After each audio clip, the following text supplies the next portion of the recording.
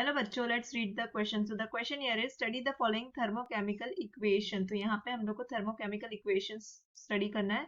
ये तीन इक्वेशंस हम लोगों को दिया गया है, इक्वेशन 1, 2 एंड 3. और इनमें से हमें क्या फाइंड करना है कि which oxidising agent will generate the greatest amount of energy for 1 grams of oxidising agent. ठीक है, तो यहाँ पे हमें 4 ऑप्शंस दिए गए, तो हम लोग सॉल्व करते हैं.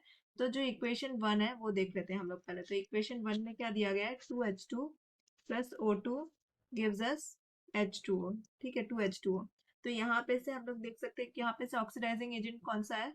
यहाँ पे से जो ये O2 है, हम लोग ऑक्सीडाइजिंग एजेंट को ऐसे मार्क कर देते हैं. तो ये जो है ये ऑक्सीडाइजिंग एजेंट है यहाँ पे. ठीक है, तो यहाँ पे हम लोग क्या बोल सकते हैं कि delta H for 32 grams of O2 will be -483.626 kilojoule. ठीक है, so here delta H for 1 gram will be delta H for 1 gram of O2 will be equal to -483.626 upon 32, that will be equal to -15.11 kilojoule.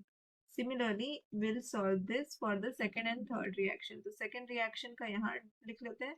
Second reaction is 3H2 plus O2 will give O3 will give us 3H2O. Okay, so here we can say that here for delta H for